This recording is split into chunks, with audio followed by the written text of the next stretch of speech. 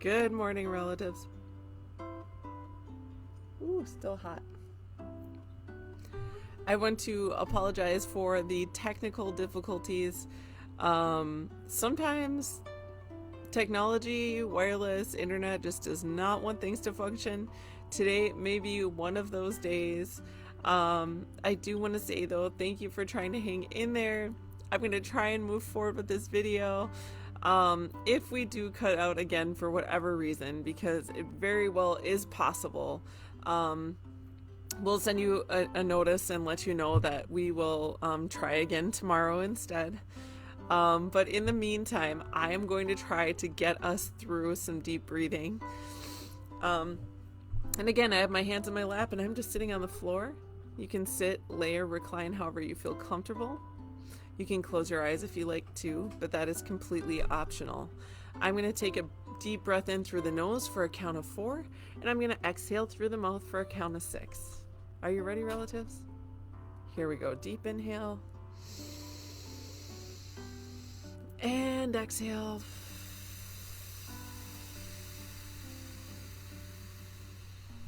Deep inhale. And exhale.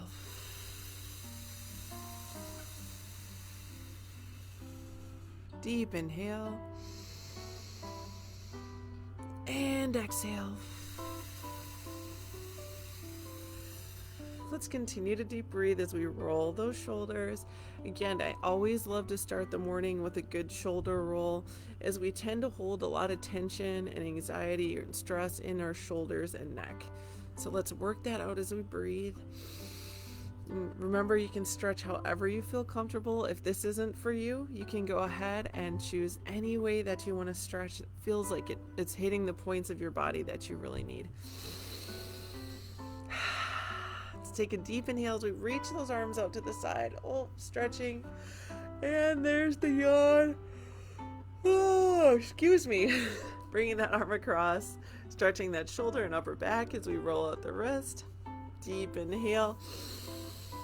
And let's bring the arm across to the other side. Again, rolling out the wrist.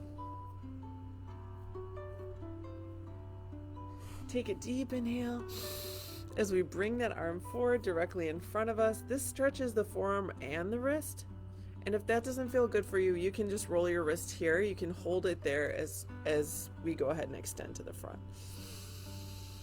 Deep inhale and exhale. Clasping those fingers together, inhale. Pushing the palm out and exhale as we reach those palms up towards the ceiling and gently bend from side to side. Oh, that feels really good. If you hear a little bit of a crackle, that's okay.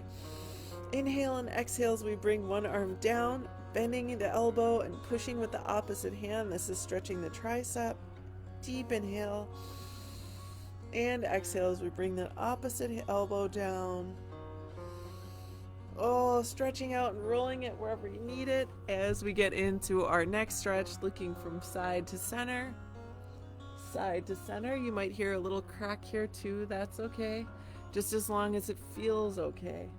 Looking side center, and double tapping that ear towards the shoulder. Double tapping, and rolling that chin from shoulder to shoulder, keeping it in the front. Again, just an additional stretch on the neck. It feels really good.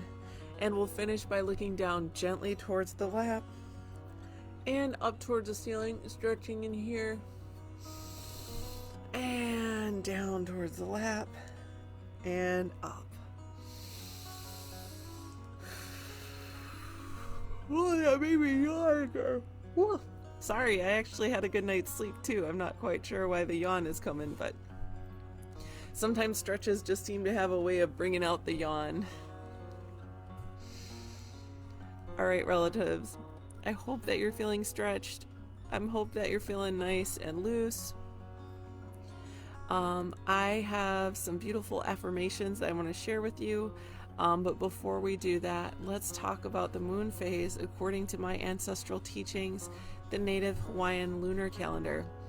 And I also want to remind you, relatives, if ever you want to share your cultural traditions or your customs, any ancestral wisdom or knowledge, this is a place where we can honor your ancestry, where we can discuss cultural life ways. For me, that's the way of the Native Hawaiian traditions. But for you, whatever it is, it will be honored and respected here. And that's a beautiful way to reflect upon who we are, to honor ourselves, to give ourselves some love and respect.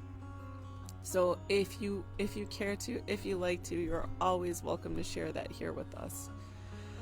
So what's really, really cool about the Native Hawaiian lunar calendar and just the moon in general, on Saturday, we had a lunar eclipse. It was not visible for the eye, at least in North America, but it was there. So other people in the world maybe saw it, but we did not see it visibly, but it did happen. The other beautiful thing, at least according to my ancestral traditions in regard to the moon, is we are in the full moon phase. As a matter of fact, we are just leaving the full moon phase. But this weekend, from Friday through now, we've entered this period of fantastically productive fishing and gardening. So particularly on Friday, Saturday, and Sunday, if you had an opportunity to get out into the garden, that's really, really a productive time to be planting, a very fruitful time. And I know that some of our relatives out there had the opportunity to fish. If you were one of those people, I imagine it may have been a pretty productive day for you too, as far as your catch. For those of you who are not fishermen and gardeners, this still was a productive time to start projects, to plant seeds, to move forward with physical action, with mental action, in things that you do feel that serve you, in area of your goals, in area of your dreams, in area of projects. It's just a wonderful time for that. Today may be sort of nearing the last day of it. However, the moon that we are in, La'au Kukahi, La'au is like, it means like, La'au is like medicinal things. Kukahi is like the first day. So we're in like a natural, these would be a great day to plant specific things like trees, fruit trees, and also root vegetables. So if you are going to do some planting, that is definitely recommended today. Also, it is a good time for gathering medicines in nature. So if you're maybe there's certain plants, roots, fruits, things that are ready to harvest, this is generally a good day. I have noticed that raspberries are well and ripe over on my side of town in southeastern Wisconsin, and perhaps you're noticing that for you too. So excellent, excellent time for those things. All right, I'm going to take a sip of water.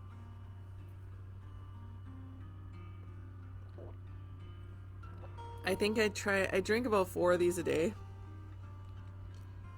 I would say that's probably 40 ounces or so. So I drink a lot of water, but it just really helps me personally. And again, my tea too. Still too hot. Still too hot. I swear my thermos is too effective. Okay, so we will start with this awesome book we've been doing whenever we meet at the HIR Wellness Institute. And this was Claudia, our occupational therapist. She has brought these books for us to read. Native Wisdom for White Minds by Ann Wilson Schaaf. Every day there's a new reflection in here, about a page long. So today we're on July 6th. Room to Breathe is the title of this page. Room to Breathe. About the city of Seattle. But gee, when I look down from the Space Needle, all I see is just confused, like scrap heap. And you know, at home we have lots of mosquito summertime, but at least they have room to fly between one another. Here, it's like there are more people than our mosquitoes. That is a statement by Madeline Solomon, Athabascan elder, Koyukuk, Alaska. So an elder from Alaska. Sometimes it's difficult for us civilized people of the world to believe that primitive people, such as Madeline Solomon, can look at our way of life with all its advantages and not want it. It's even more difficult to believe that they find our way of life not only undesirable, but primitive. Human beings need space to be human. We need air, sunshine, good water, and contact with nature. Without nature, we are displaced persons. When Native people say what they think, it sometimes rocks our reality.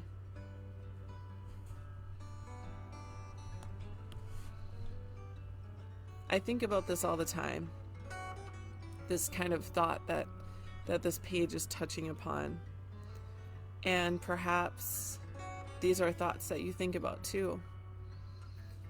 And one of the ways that I think about this in regard to my Native Hawaiian ancestry is the way that our people had been treated when the first Europeans made contact with the islands.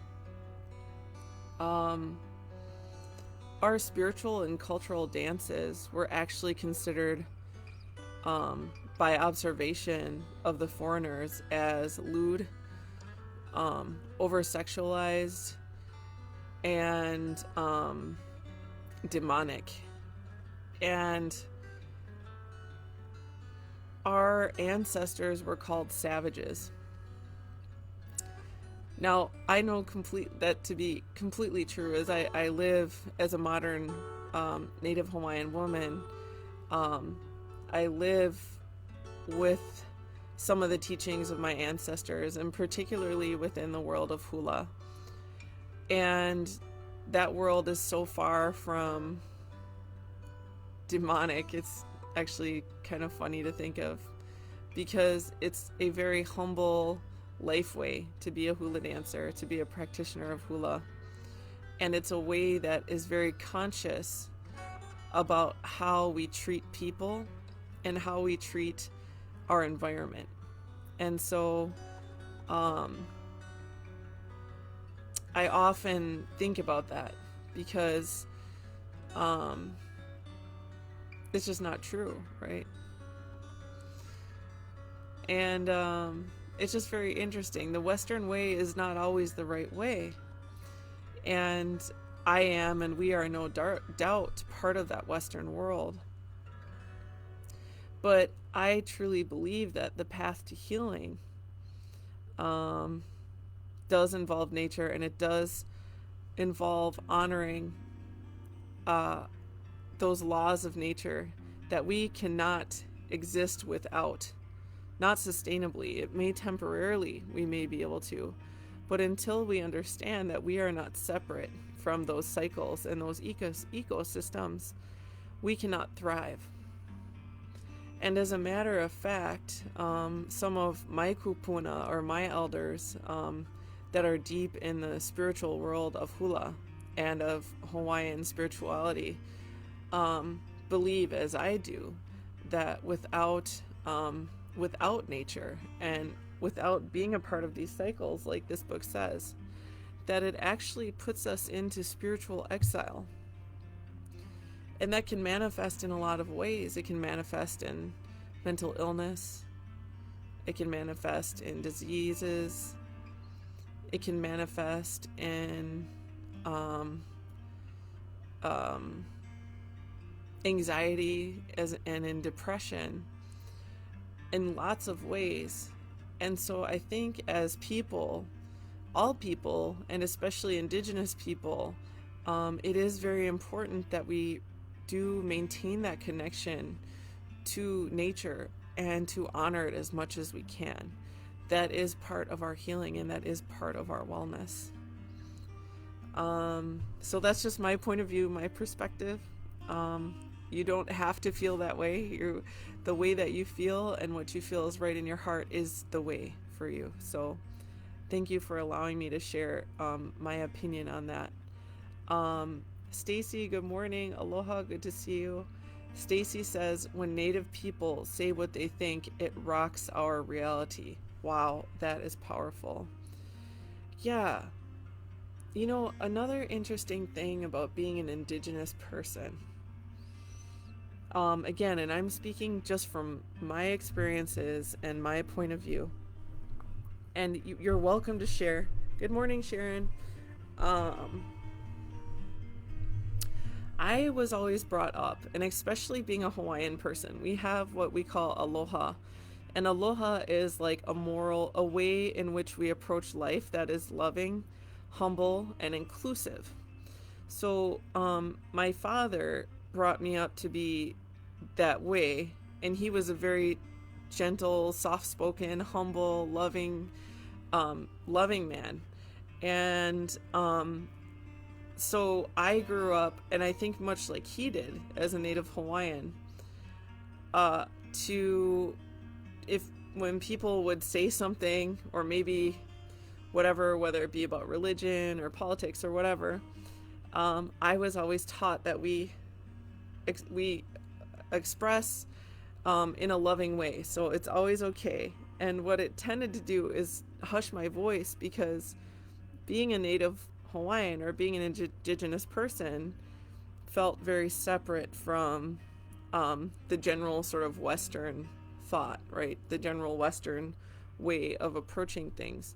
And so oftentimes I would stifle my voice, and I would put it on the back burner as not being as important as other people's voices, and thereby in ways almost elevating other people's opinions or views of the world and lessening mine.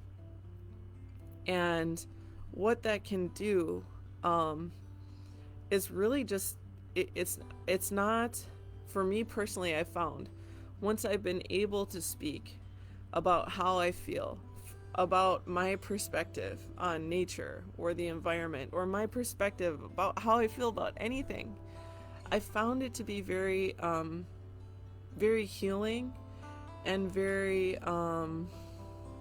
that word is slipping my mind. What's the word, relatives? It's validating. Thank you. Validating. And so I feel that it's so important that whoever we are, whatever color of the rainbow, whatever nation we are from, whatever our ancestry is to be able to speak your truth, and to be able to speak from your heart can be a challenging thing sometimes, particularly if we're brought up in that way of that one of those ways that I was brought up, that we don't speak against others. It does not mean we have to say things in a hateful way or say things in a way that disrespects people, but it does allow us the opportunity to speak our truth. Our founder, Leah Denny, will often talk about radical compassion. And I'm thinking about radical compassion as I talk about this, because when we can speak our truth but lead with compassion and lead with love, it allows a very unique opportunity to have discussions about our feelings and about our emotions, without speaking hatefully towards other people. So relatives, again, just my thoughts, my personal perspective. Good morning, Sharon. And remember, you're always welcome to share your thoughts. But yeah, room to breathe, room for humans to be with nature. We need air, we need sunshine, we need clean water, we need each other. That's all part of our wellness. Wellness and self-care can look a lot of ways. Sometimes it looks like going to the doctor or speaking to a therapist. Sometimes wellness is talking about our ancestry. Sometimes wellness is a good cup of tea, but in other more obscure or maybe not so tangible ways, it can be, well, it is tangible, but maybe in ways that are a little bit more abstract, are being able to voice what is truly in our hearts and to be heard while practicing compassion and while practicing and to be a loving person. Okay, so I have another one. This is Claudia's book too. She shared with us Melody Beatty's Journey to the Heart, Daily Meditations on the Path to Freeing Your Soul. Again, this is broken down by day. We are on July 6th. This is about maybe a little bit more than half a page. The title of the day is called See How Each Soul Has Touched You. Often in our lives, we don't realize the significance of a relationship until later, when the experience has passed. Then we understand how the person helped us along the way, took us to the next part of our journey, opened us up to begin learning the next lesson.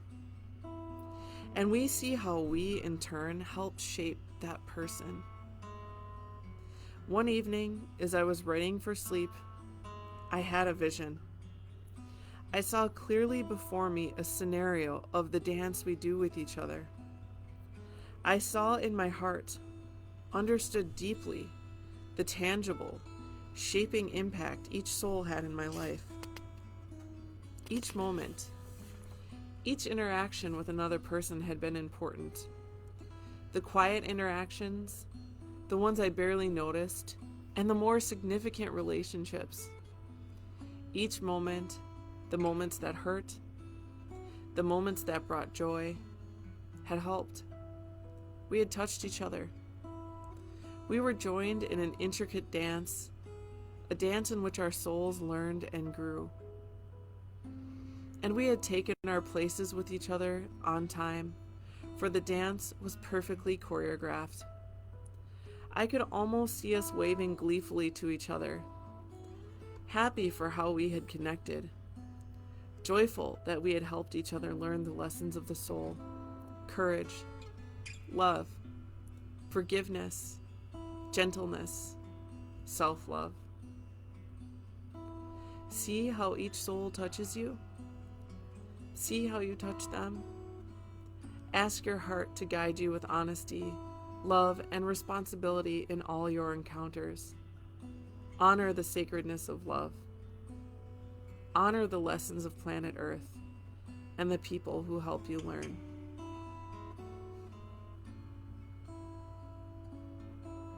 It's very interesting how these two books coincide.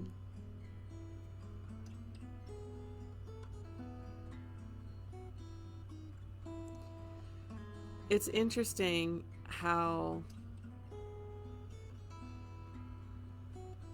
this book mentions, or this excerpt mentions, to honor the sacredness of love and to ask your heart to guide with honesty, love, and responsibility in your encounters. So to me, that emphasizes, what the other book was talking about, which was, or what it brought me to think about and reflect on, was the fact that you can be true and you can be authentic to your heart and to your needs, to your spirit, to your goals, your desires, what you want and what serves you. You can speak your truth. You can speak your truth. And we can do that not only compassionately towards ourselves and loving towards ourselves, but to others too.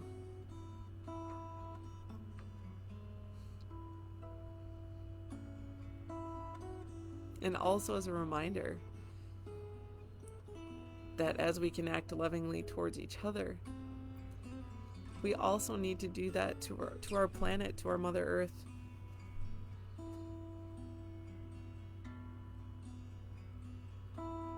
Because there is not any one of us who can thrive without our Mother Earth, right? Without our clean water, without our fresh airs, without our trees, and without our plants and flowers. We need all of those things to thrive. All of us do. Not a single one of us is excluded from those needs to our planet. So when we act in a loving way towards people, and when we act in a loving way towards our planet,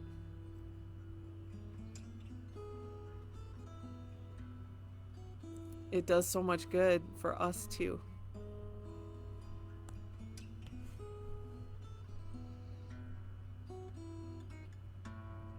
Relatives, I want to thank you so much for spending the time this morning to reflect, to honor, to take a moment of respite for self-care and for our wellness.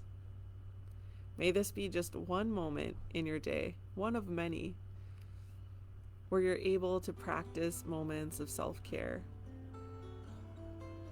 I also do want to say to our relatives out there, if you're having moments or if you're having a day where you're not feeling okay, it's okay. It's okay to have days where you're not okay.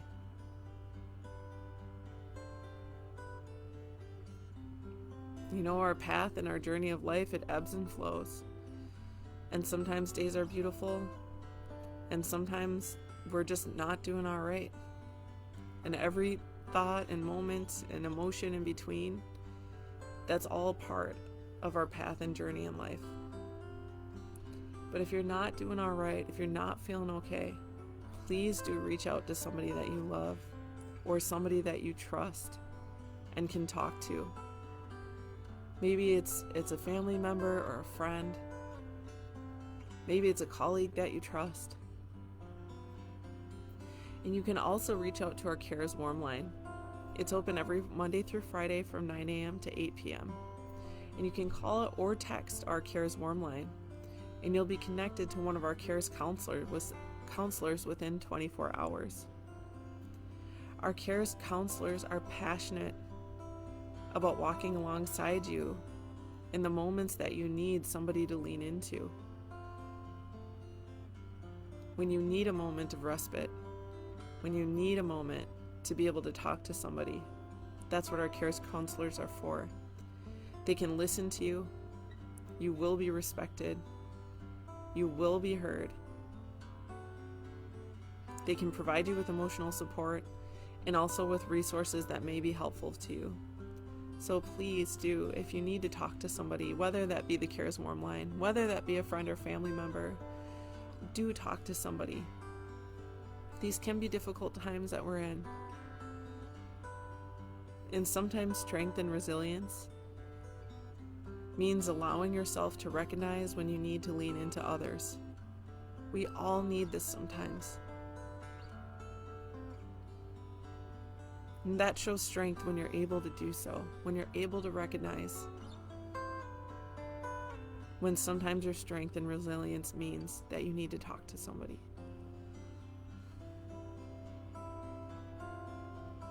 Before we go, please do take a moment to click on our survey link. It's a community survey. It's completely anonymous and it takes just a moment to complete. And it really does help us to understand how to best serve you, our relatives. That is what we are here for, to walk together on this path of mental health, wellness, and self-care. Mahalo nui loa. Thank you for joining me. Malama pono i kokino. Take good care of your body. Aloha nui. Big love to all of you. And ahui ho akuno. I'll see you later. See you tomorrow at 8 a.m. Aloha, everybody.